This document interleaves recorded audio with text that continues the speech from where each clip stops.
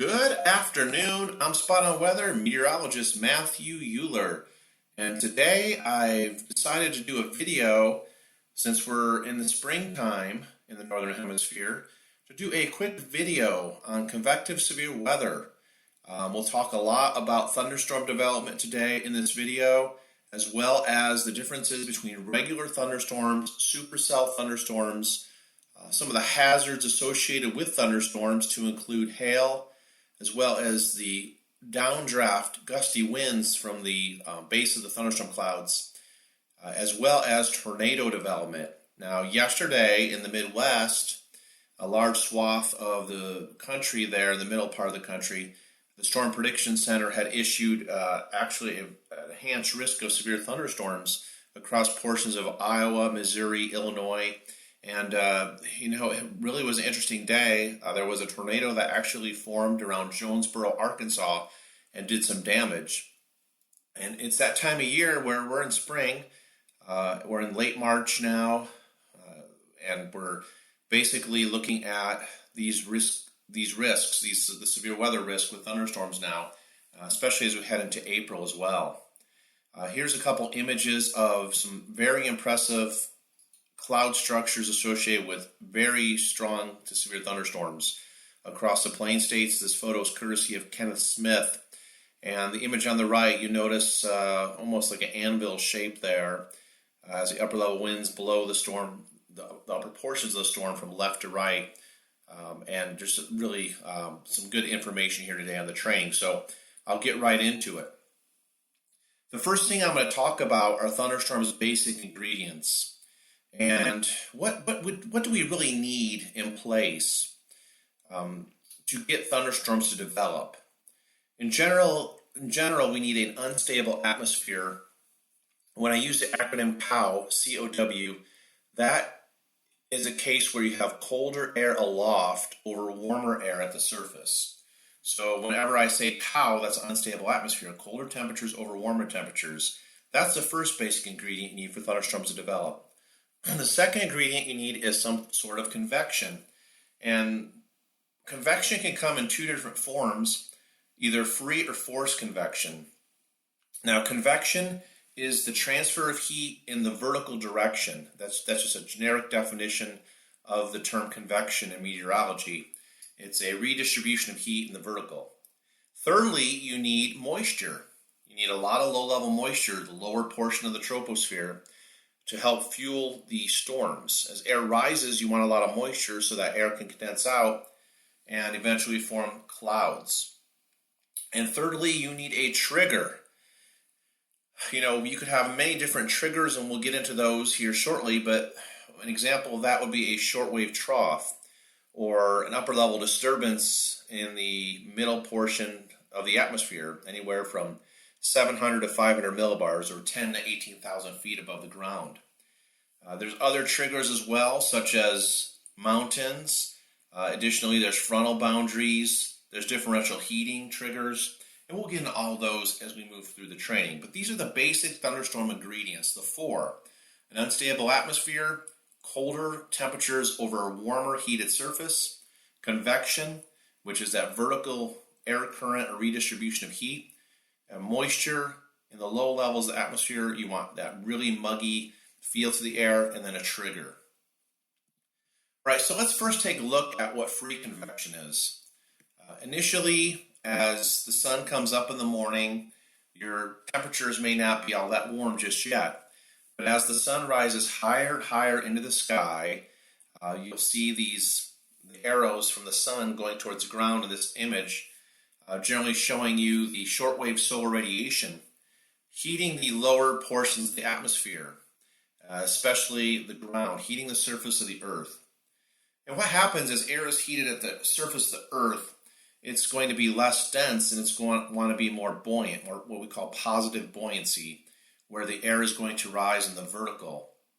And as the air rises in the vertical, it forms, as the air rises, it cools, condenses out, and it forms these clouds in the atmosphere. This is an example of free convection. Notice there's nothing here triggering the convection, with the exception of the shortwave solar radiation reaching the surface and that heated surface, the air near the surface, is much less dense and wants to rise in the vertical. But there's really no forced convection in this case, and I'll get into that slide here in a moment, the differences between free and forced. But in this case, we're just heating the Earth's surface, very buoyant atmosphere, air's rising, these tall thunderstorm clouds can form on short order. And this is especially prevalent down along the Gulf Coast of the United States. That's where there's a lot of this that goes on in the spring and the summertime. Maybe you come out in the morning and you live on the Gulf Coast and it's dry, but by later in the afternoon you're getting thunderstorms almost on a daily basis, and that's due to this free convection.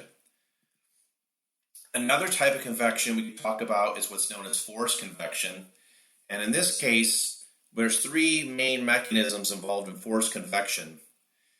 In the springtime, right now, in late March and in April, even in May in the northern plains, you'll get frontal boundaries coming in, cold fronts predominantly, where you have this cold, dense air, which is much heavier. It wants to stay near the Earth's surface, basically plowing into or running into this warm, less dense air.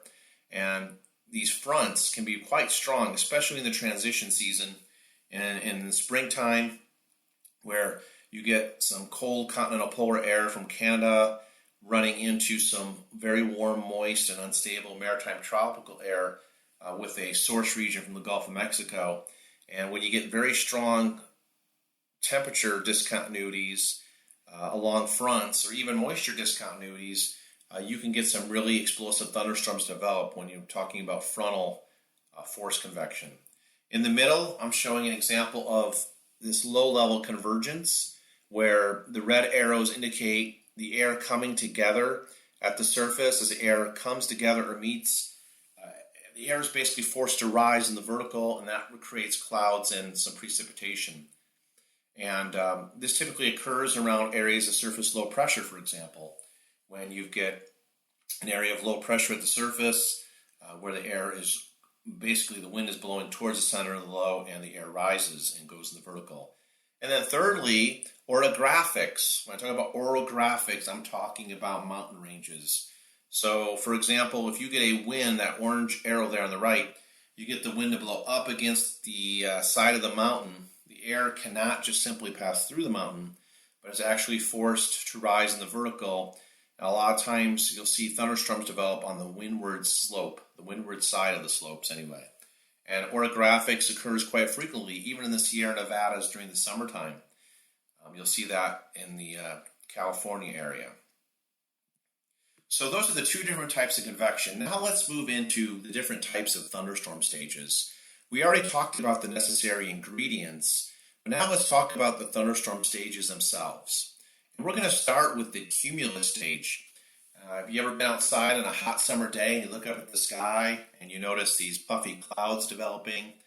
Sometimes those puffy clouds, they'll grow taller than on other days. They get really tall, and the air is very moist and unstable, so the air continuously rises. During the cumulus stage, the black arrows there on the right show you the general motion of the vertical air.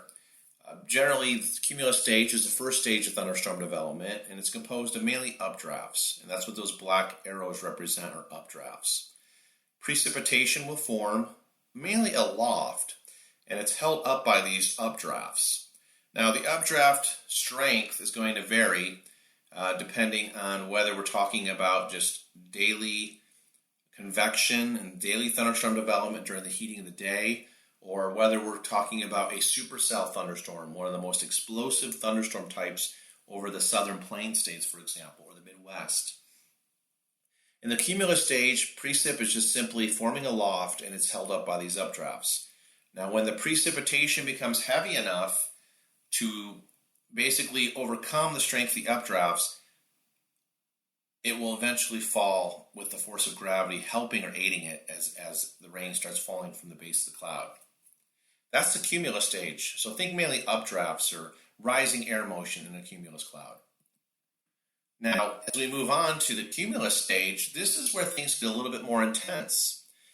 This actually is the most intense and violent stage of a thunderstorm development. and it contains both updrafts and downdrafts. So now you notice we got heavier rain showers falling there in the graphic on the right.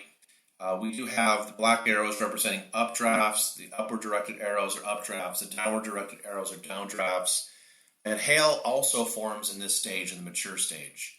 Now, hail size is going to be determined by two factors: the strength of the updraft, or that rising vertical air motion, as well as the height of the freezing level.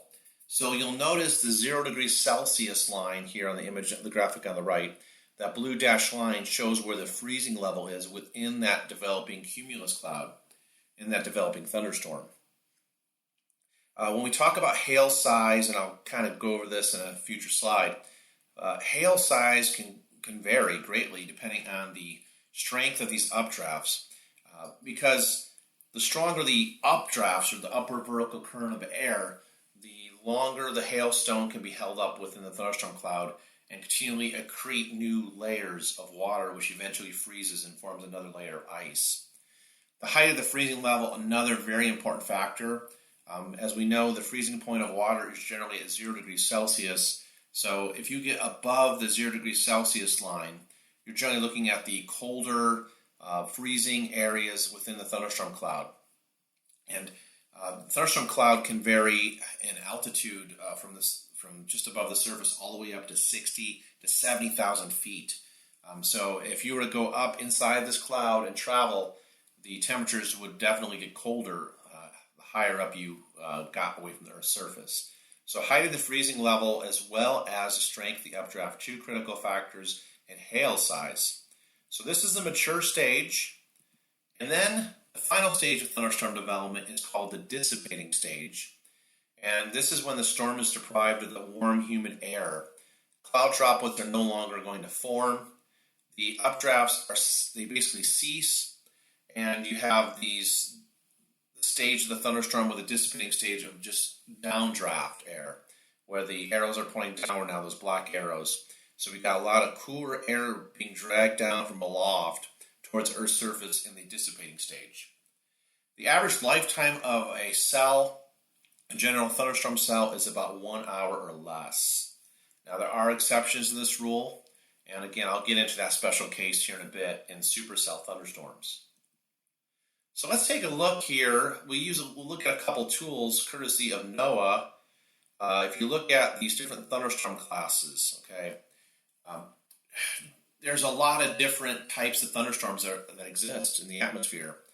The image on the left shows a satellite image there of multicellular thunderstorms, and these are a group or cluster of thunderstorms that can be scattered about a fairly large area, and there'd be what's known as multiple cells. That's multicellular on the left. The middle image shows what a special type of thunderstorm class known as a squall line. And growing up in the Midwest where I'm from, squall lines were quite frequent. Even on the Gulf Coast where I lived for a little bit, squall lines were quite common ahead of cold fronts. And you see the maroonish color on the middle image there. That indicates the strongest portion, that leading edge of the squall line, the maroon color. And I believe this is a reflectivity product we're looking at. But anyway, squall lines are generally linear in nature. They generally form along the leading edge of the cold front. And then the most severe weather occurs along that leading edge. You get the strongest wind gusts. And then the image on the right shows a special type of thunderstorm class known as a supercell. And you can see how it's more of a circular shape over northeastern Nebraska. Very large hail is typical in parts of Nebraska as well during the thunderstorm season. All right, so let's break down the thunderstorm types as well as their general lifespan in this particular slide. The air mass type of thunderstorm, how long does that normally last? 60 minutes, 1 hour for all three stages typically. Now, these air mass type thunderstorms typically occur on hot summer days. This is a case of free convection where you don't have a frontal boundary moving in. The polar front jet stream is well to the north. So you just get this differential heating. The sun comes up, it heats the Earth's surface, and as that surface is heated, the air begins to rise, forming cumulus clouds. And as the heating continues, the updrafts become stronger, the upward directed vertical air currents become stronger, and they form these air mass type pop-up thunderstorms, really scattered in nature. Air mass type thunderstorms usually go away after sunset, after the heating of the day is lost. Next type of thunderstorm lifespan we'll talk about is the multicellular type, and these generally last on the order of 1 to 3 hours.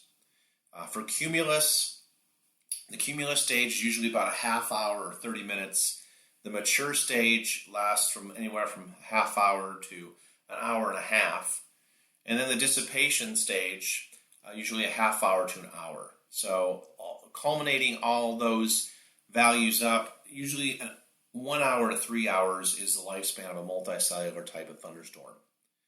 Thirdly, we have what's known as the supercell type of thunderstorm. Now, these are very special types of storms, and they're very deadly. They generally last the longest as well out of the different types, 4 to 8 hours. This is where you have explosive cumulus development, very strong updrafts. In fact, some of these supercell updrafts are so strong, they can actually penetrate all the way into the lower stratosphere, punch through the upper troposphere into the lower stratosphere. So generally with supercell type storms, the mature stage lasts 2 to 6 hours. Now remember, that mature stage is the most active stage of the thunderstorm. The dissipation stage is usually into multicell. It'll break off into multicellular type storms in the dissipating stage. All right, so what's the main difference between just your regular average thunderstorm and severe thunderstorms? We're going to take a look at the severe thunderstorm parameters or the ingredients necessary. All right. I've seen this acronym before, and it's kind of a good one to use. It's SLIM. S-L-I-M. All right. You need shear. The S stands for shear. The L stands for lift. The I stands for instability. So you got S-L-I and then the M. I'll get to that here in a minute, but let's break these down before I get even further into things. Okay. The M actually stands for moisture, now that I remember it, but let's go ahead and keep going. So shear, lift, instability, and moisture. Those are the 4 parameters that get severe thunderstorms. But now I'll break it down further. All right, so what is wind shear? That has to do with you either get speed or directional wind shear. Those are the 2 types. Now, wind shear is either a change in wind speeds or a change in wind direction over a relatively smaller vertical distance. So the first ingredient is strong winds aloft. What you want is some very strong winds aloft, acting as an exhaust mechanism. So if you have the jet stream, for example, in springtime, the polar front jet stream with a high-speed ribbon of air known as a jet max over your location, generally strong winds aloft are going to promote precipitation-free updrafts. And again, they'll remove a lot of mass aloft, acting as an exhaust mechanism. Second, winds veering with height. As winds veer with height, that means they're changing direction with height. And as those winds change direction with height, it initiates what's known as a horizontal roll. And I will show a slide here which will kind of graphically depict that here. It has a lot to do with tornadogenesis and the development of tornadoes. Thirdly, you're looking for a pocket of dry air that moves in aloft at about 700 millibars. It's called dry air intrusion. That's about 10,000 feet above the ground. And that's very useful as far as evaporative cooling, which is going to destabilize the air mass even more. Additionally, for severe thunderstorm parameters or ingredients, we need a strong cyclonic rotating updraft. Now, the rotating updrafts are typically associated with the supercell thunderstorm. Typically, it's tilted, so it continues to move in the rain-free area of the thunderstorm cloud. We also want strong low-level winds, which will enhance low-level convergence. If you have a lot of strong winds blowing into each other closer to the ground, That's going to result in more rapid rising air motion. That's also going to result in more moisture being pumped into the system, moisture advection, and vertical shear. Also, we want to have strong low-level moisture advection, kind of like what I just hinted at. Large storms need lots of fuel, and that fuel is in the form of moisture. All right, so let's take a look at some of the radar structure characteristics just between a regular thunderstorm. Now, this would be more of a regular thunderstorm. If I were looking at radar reflectivity, we have something that's known as a weak echo region, WER, W-E-R, right? In general, the values on the right are indicating the decibel levels, the reflectivity returns from the Doppler radar. So anywhere you see the 50, the 40, those areas are generally the areas that are going to have the heaviest precipitation. Generally, the weak echo region is an area of a thunderstorm on a radar, the reflectivity on a radar, which does not, it's absence of any kind of rain, basically, any kind of precip. It's basically a void area of precipitation. And what you want to look for the radar structure characteristics is where that black arrow is. That's called the overhang. It overhangs over the top of the weak echo region. So we have the heaviest precipitation area associated with 50 decibels to the lower right portion of the image, and that extends up into the upper reaches of the cloud up to 30,000 feet, 25 to 30,000 feet there. Strong echoes are located over that weaker low-level reflectivity, the WER region, and this is going to indicate a strong updraft core. When you have an absence or void of any precipitation in this type of reflectivity setup, you have what's known as a weak echo region, which is going to indicate that strong updraft core. Now that's a regular thunderstorm. This is your typical thunderstorm. Now, let's also pay attention to how these storms typically move. In general, we're showing you how old cells will generally dissipate in the northern flank of, let's say, these lines of storms, and the newest cells are going to form in the southern flank. So if you have these lines of storms, the individual cells labeled A, B, C, and D on the left portion of the image, they're moving from southwest to northeast. That's the direction of the individual thunderstorm cells. And then if you look at the whole complex, whole system in general, it would be seeming as if it's moving to the east. If we look at the letters B, C, D, and E on the right, it looks like the cells, the whole system itself has moved to the east. Northern flank, when you have this kind of setup with these thunderstorm lines, the northern flank is typically the weakest, while the southern flank is typically the strongest. So where there's the weakest flank, the northern portion, that's where your old thunderstorm cells will dissipate. And where you have your strongest southern flank, that's where your new cells are going to form. Now, let's talk a little bit about something really special, a special type of storm known as a supercell. And there's different types of supercells out there. For example, there's a LP, which is low precipitation. There's a HP, which is a high precipitation supercell, which are very dangerous because you cannot really see a tornado because the precipitation is so heavy. The visibility is reduced. So those HP supercells, those high precip supercells are very dangerous. The low precipitation supercells, at least you can have a better visual image of what's going on with the cloud structure. But overall, what's going on with supercell radar structure? So let's take a look at this a little bit more. Only a small fraction of thunderstorms are actually supercells. If I were to take the state of Oklahoma as an example, only 20% of all thunderstorms are supercells, which is a fairly high number. The conditions are very favorable in locations such as Oklahoma when you have especially strong frontal boundaries moving in from the north, and you have a very flat landmass. So there's really nothing to prevent the collision of the cold and warm air masses. Now, in the eastern United States, look how much that number drops as far as supercell thunderstorms.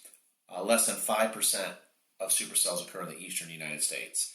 So if, for example, you're like us living in Southeast Virginia, we just don't see these very much. Now, last May, around Mother's Day, we had one heck of a storm, which did produce some tornadoes in the Hampton Roads areas, which is very rare. It almost looked like I had a mesocyclone type rotation overhead, especially with the cloud structure. But it's very rare to get the supercells, less than 5% of the eastern U.S. Now, supercells account for more damage and injuries than the numbers suggest. There's a lot of hazards associated with this special type of storm. Some of these could be very large hail, baseball or golf ball size, a lot of damage. Extremely high wind, straight line wind damage, microbursts, and I'll get into those here in a bit.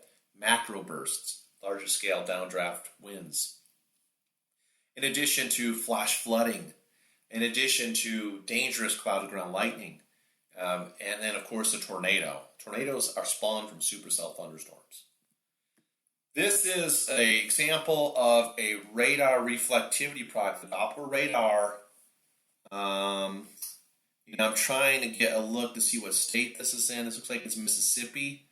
I do see Oxford on the right-hand portion of the image, the reflectivity image. What am I looking for to determine if I actually have a supercell as well as even a tornado? Now, if you go on the right-hand image there, just below Sumner, S-U-M-N-E-R, go just below the R in Sumner, there's a little bit of a wraparound or a hook. That's known as a hook echo. And a hook echo on radar reflectivity on radar, meteorologists look for that hook echo. As soon as they see the hook echo, they generally will definitely get out a tornado warning as soon as possible, your local weather service office. So a hook echo is one of the characteristics of a supercell thunderstorm on radar. Now, not all supercells are going to have hook echoes, however. So just keep that in mind. Here is something unique about a supercell radar structure. Now, we looked at the regular thunderstorm with the WEAR, the weak echo region. This is a supercell radar structure, and I'll go back to the WEAR to show you the comparisons, but the bounded weak echo region is something associated with a supercell, and this precipitation-free area is referred to as the vault. It indicates a high-speed updraft core surrounded by high echo regions. Now again, in the lower right, you'll notice the precipitation-free area is going to be where that bounded weak echo region is going to be. The strongest precipitation echoes or reflectivities associated with the higher values. So the area there labeled 60, that's 60 decibels of radar reflectivity. So that's a lot of heavy precipitation over there. It also could be hail. Hail has a very high reflectivity on Doppler radar as well. Especially the larger size hailstones can really show up as a high reflectivity on the Doppler radar. Now, notice the updraft core here is, again, that precip-free area. And that's generally located between 6 and 8 miles. In general, the updraft core is extending up to 60,000 feet. The thunderstorm tops are up to 60,000 feet. But this is a very strong updraft core. This is associated with a structure known as a bounded weak echo region. So think beware when you're talking about supercell radar structure. What you typically get with supercells that sets them apart from regular storms is you get that wind shear, where you get a strong directional change of wind with height. You might have, for example, a southeast wind at the surface, and then you go up to about 3,000 feet, you get a southwest wind. At 7,000 feet, you got a westerly wind. So what it's going to do is it's going to create this horizontal roll, this spinning motion between the wind layers of differing direction. Once you get this horizontal roll going and you get a strong updraft represented by that orange arrow there, once you get that horizontal roll stretched up into the vertical on this strong updraft, that's what really results in tornado development. A lot of spinning air motion taken from the horizontal dimension to the vertical dimension, and this is exactly what you get when you have the strong wind shear. Wind direction changes with height. Also, you could have a very strong wind speed change with height. Okay? If you look at this, This is showing you more of a wind direction varying with height at the surface. I'm showing winds at 30 knots from the southeast, but aloft, let's say upper level, let's say that's at about 5,000 feet or 850. You got a completely different wind direction from the northwest at 70 knots. So that difference in speed and direction are going to result in that horizontal roll being lifted up on that strong updraft. Here's some cool stuff about supercells. The updraft is tilted by strong winds aloft. So one of the big differences between regular thunderstorms and supercells is with regular thunderstorms, your updraft is pretty much straight up in the vertical. There's no tilt to it. With supercells, you have a tilt, which allows that area of that thunderstorm to remain rain-free, which means it's not going to choke off the updraft. The updraft is going to be on one side of the cloud structure, unimpeded, continually to grow stronger compared to a regular thunderstorm. Now, there's a couple different parts of a supercell. There's something known as a forward flank downdraft, the FFD. This is going to be caused by precipitation, and it's associated with the gust front. The gust front is simply the leading edge of the thunderstorm, generally associated with very rapidly sinking air motion, cooler air from the cloud being dragged down to the surface of the earth. And that's called the gust front. Once the gust front blows through, the winds pick up drastically, and you might be outside and feel a very sharp difference in temperature.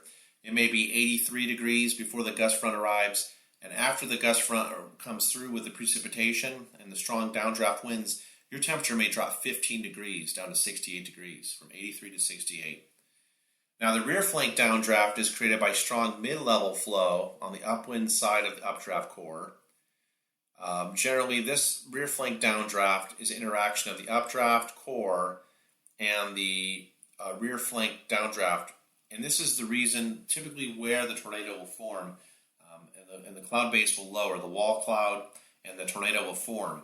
So that difference in air motion between up and down, the up and down change over a short distance, is generally responsible for the development of a tornado, the interaction of the updraft core and that rear flank downdraft. Here are some typical cloud features associated with supercells. One of the more famous types of clouds that we look for is a wall cloud. This is a rain-free lowering of a cloud base. A lot of times there may be some scud clouds or some sort of protrusion hanging down from the wall cloud, and a lot of times people will mistake it for a tornado, but it may not really be a tornado or even a funnel cloud yet. Periphery of the wall cloud is where tornadoes appear, though. So the tornado is going to basically be very much visible from the wall cloud. Certain times what will happen with, especially with supercells, is we get this splitting effect. Generally you have, with surrounding each supercell, you have a rotation of air.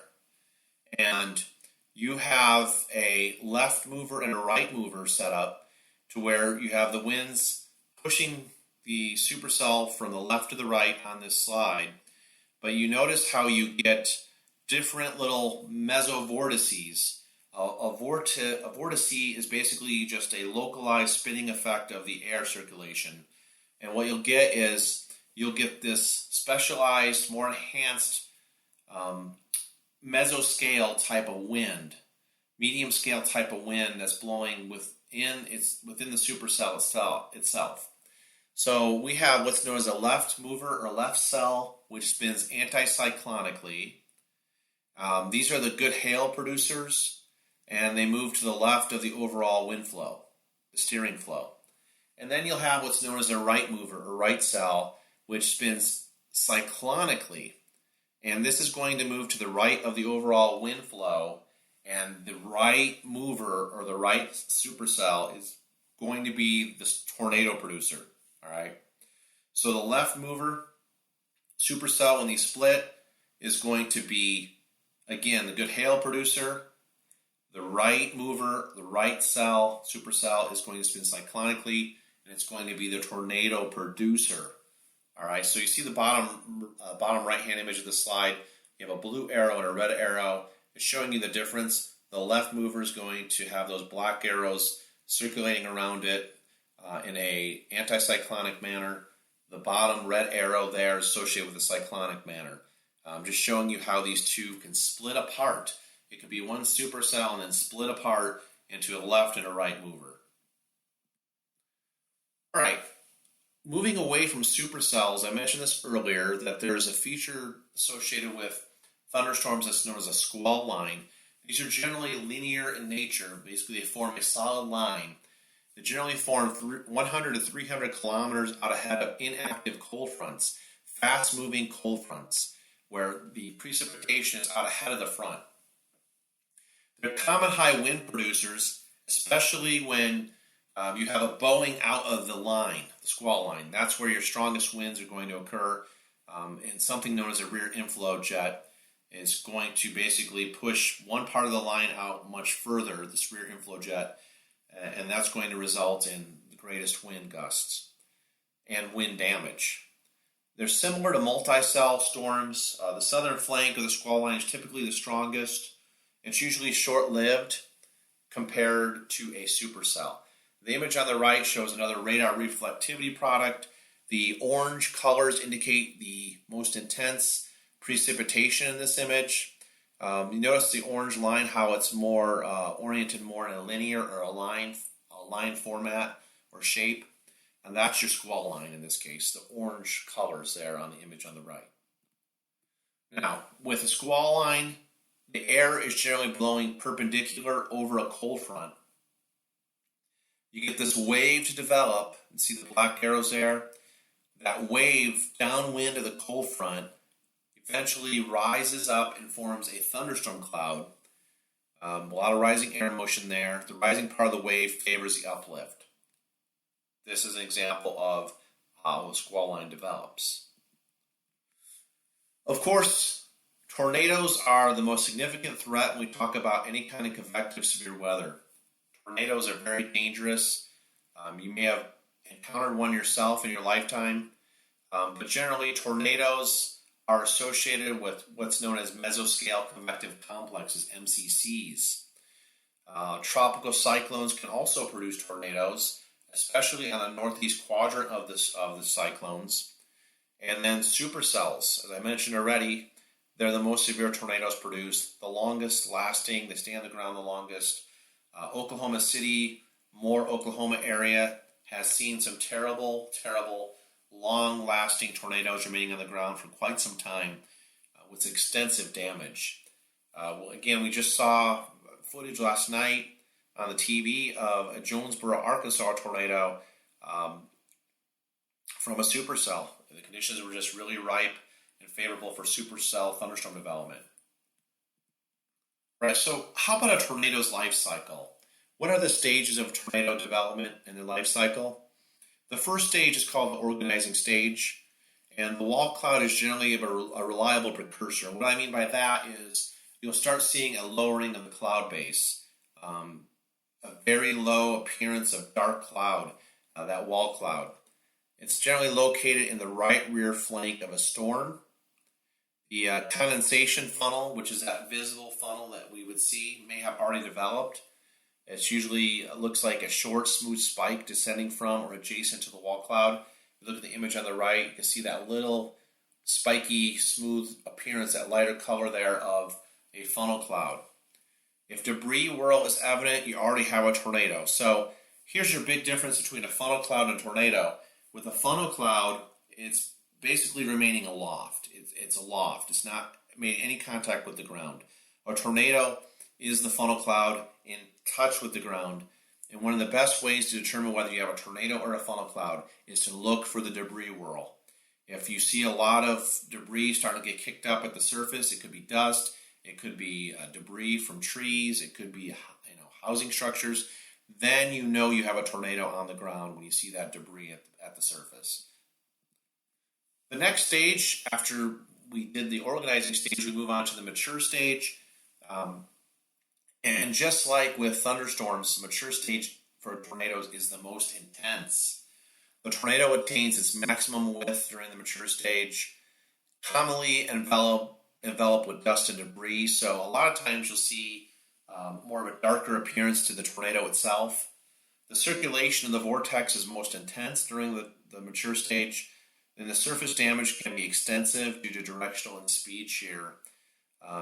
This is a very bad situation, obviously, especially in a populated area if we have a tornado in the mature stage.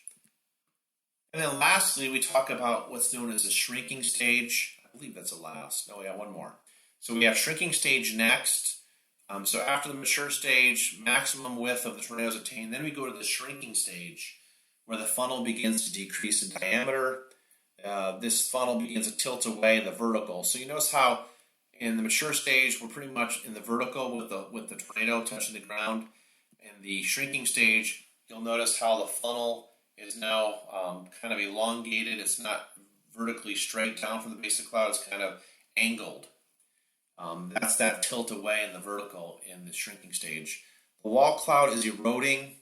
You get greater vertical extent of tornado is seen in this case, and the damage path width will decrease. So it won't be as wide, but it will still be on the ground, and in the shrinking stage, that tornado is still very dangerous, especially if it's kicked up a lot of debris. And then finally, the decaying stage. The decaying stage is when the wall cloud dissipates. The funnel can resemble what's known as a rope-like tube. I've seen this stage also called dissipating stage, where you just have a rope-like feature. It's still capable of severe weather damage, and it generally lifts from the surface to earth. This is when the tornado finally kind of goes back up into the sky, and it's no longer in touch with the ground. Now with tornadoes, the maximum wind speed is going to depend on the strength of the storm. Now, Theodore Fujita, a very famous researcher, scientist, he studied the damage patterns of tornadoes. So what would happen is, after a tornado had moved through a certain area, he would go up in an airplane and he would take a look at the damage patterns that these tornadoes created. And he came up with a Fujita scale, ranging from F0 to F5. Now, that scale has been modified slightly. We now have what's known as the EF scale, the enhanced Fujita scale, EF0 to EF5. Now, F0 is the weakest of tornadoes, and the EF5 is the strongest of tornadoes. With tornadoes, that max wind speed is going to depend on the strength of the storm. Most tornadoes move from southwest to northeast in general in the northern hemisphere. Some tornadoes have been clocked at speeds greater than 70 knots. So there's a couple of reasons tornadoes are very dangerous, and one of them is their speed of advance, how fast they move. With tornadoes being clocked at speeds of greater than 70 knots, that does not give you much time to take shelter. So you really got to be paying attention to the atmosphere, to the sky, if you live in a tornado-prone area, especially during this time of year in the spring. Don't let your guard down. When there's thunderstorms forecasted, pay attention to the watches that are issued by the Storm Prediction Center. Also, you need to pay attention to your local National Weather Service office for the latest tornado warnings. And you need to be ready to take action immediately because these storms can bear down quickly. With Tornadogenesis, just want to show, again, just generally where tornadoes typically form in this particular image.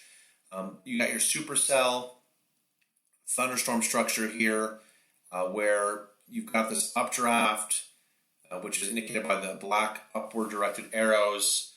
The 9-kilometer flow is those big yellow arrows aloft. Now, you notice one thing here. You notice how those big yellow arrows, the wind flow aloft, how it generally veers around the updraft core. The updraft core is basically untouched. The updrafts keep getting stronger and stronger. The thunderstorm will keep rising. The cloud tops get higher and higher.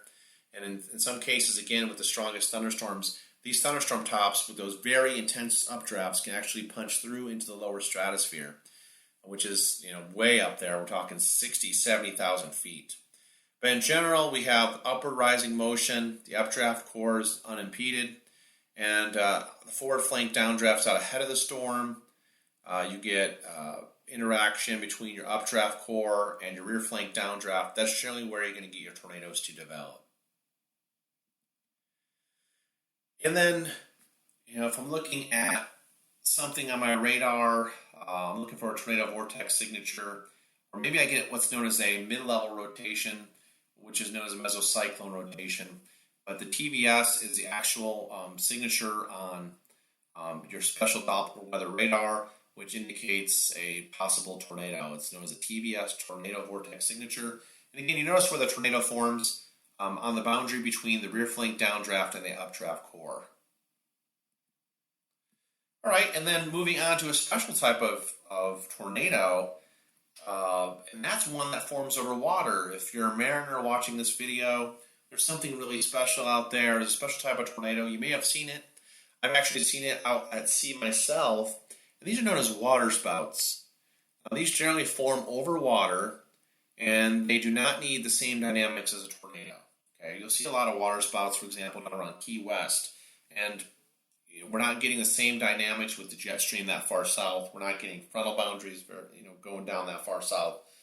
So water spouts do not need those same dynamics as a tornado. We don't have a large temperature contrast, nothing like that. They can just develop from developing cumulus clouds out over the water. And generally, water spouts are much weaker than a tornado, although they make a really cool picture if you can get one if you're out on a boat sometime. All right, and now we move into hail growth. There's a couple different theories for hail growth I wanted to briefly cover as we end we're ending this training. We're near the end of the training. One type of hail growth theory is known as recycle theory, which is the most common idea of how hail grows.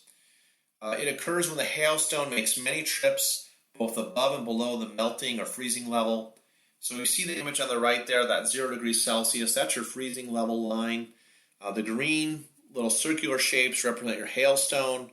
And so what happens is the path of the hailstone, it's continuous, both above and below the freezing line there, the 0 degrees Celsius line.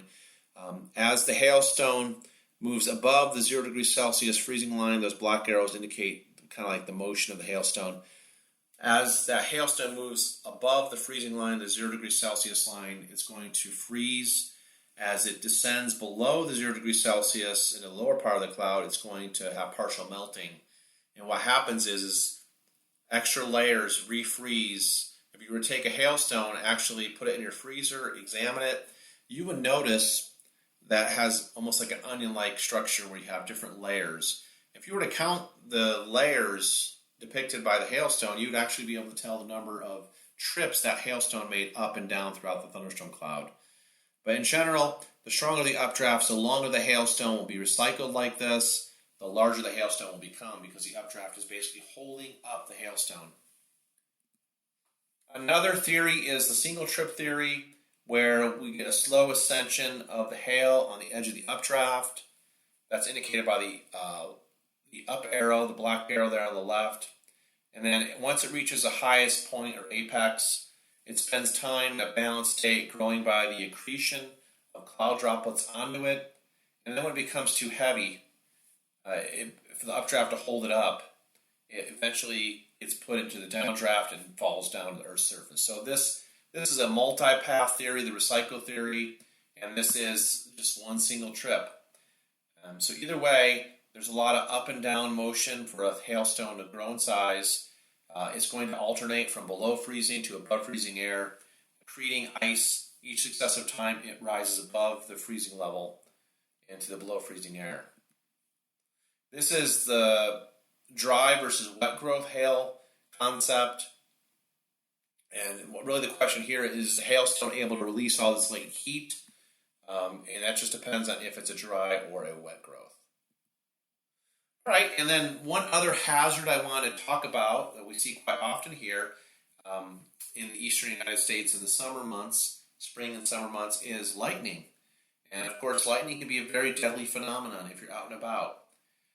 This is generally how lightning forms. So these are various stages of cloud-to-ground lightning. Of course, there's different forms of lightning. There's sheet lightning, there's intercloud lightning, there is the cloud-to-ground lightning, which I'm showing here.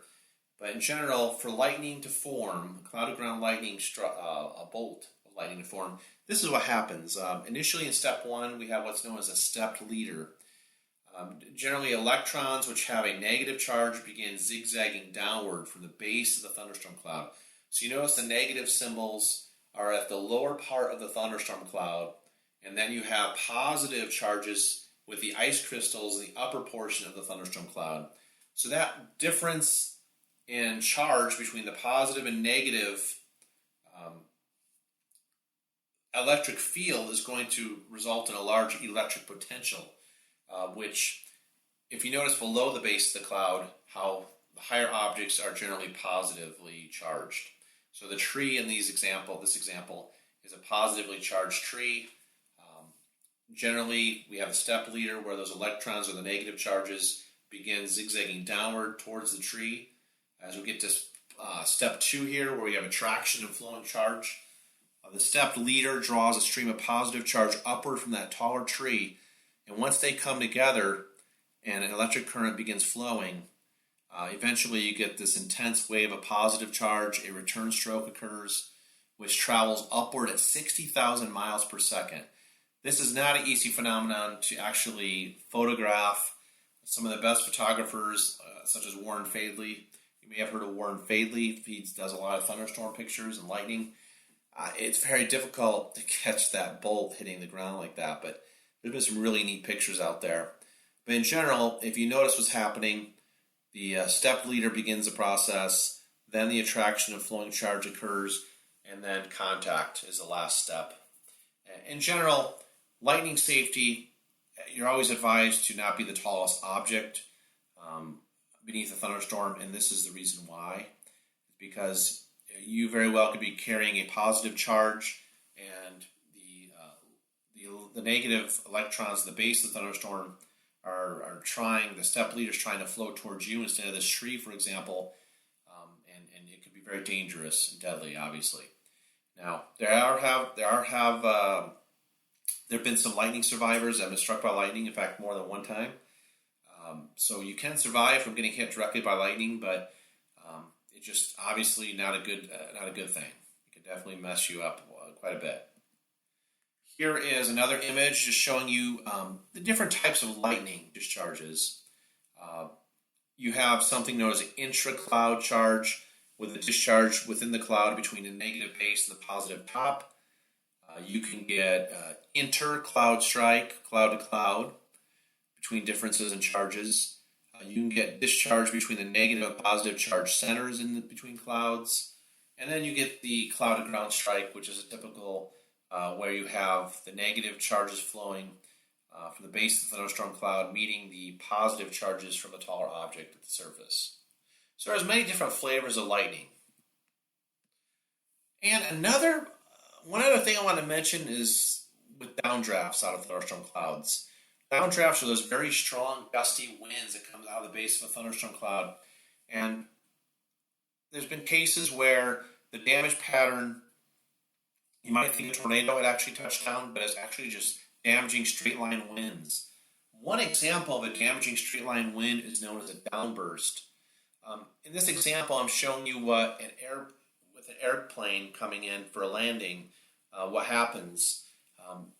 If this airplane were to fly into the downdraft area or the downburst area, deadly consequences can result. And you can see the progression from 1 to 6 on this slide. Initially at 1, the plane is coming in, it's descending to make a landing on the runway.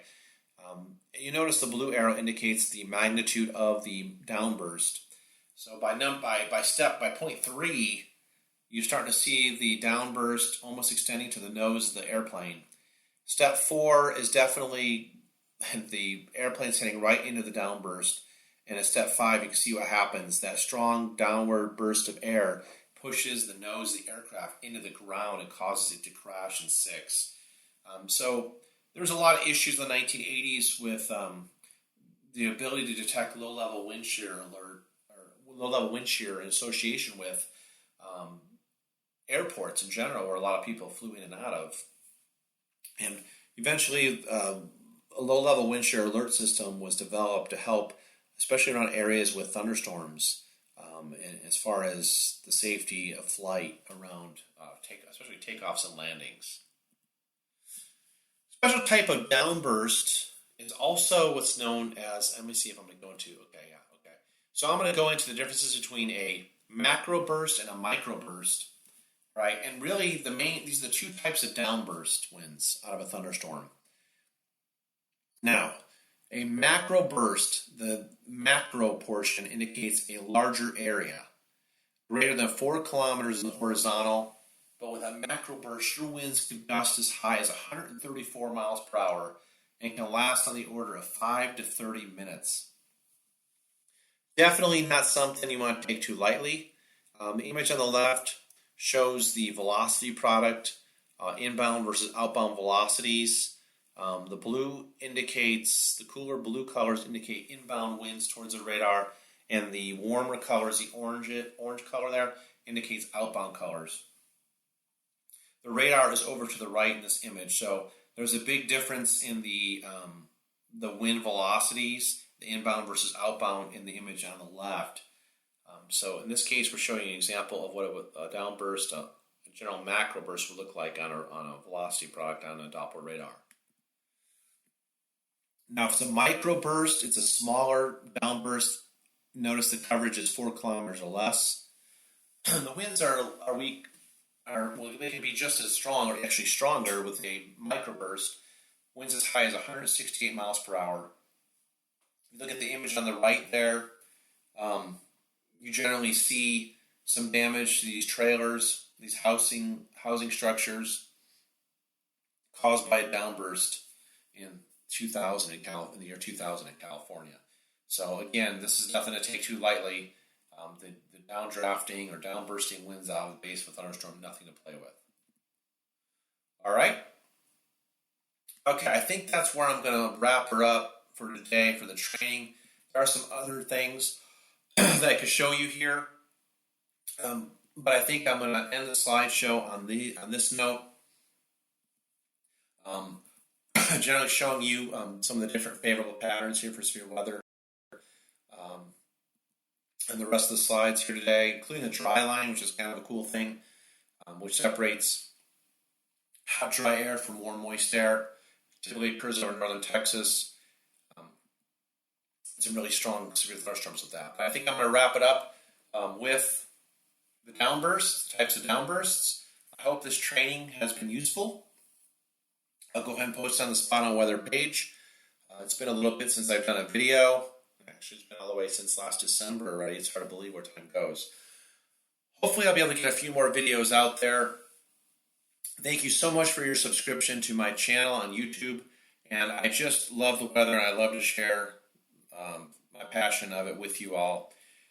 Most importantly, take care in this uncertain time right now. I know with the coronavirus going around, very infectious type of virus. Be safe out there, everybody. I know things have definitely changed in the last 4 weeks or so with the way we kind of conduct ourselves in our daily lives. But stay safe, everybody. I wish the best of health to each and every one of you listening. Take care, everyone. Have a great day. God bless each and every one of you. Have a good one.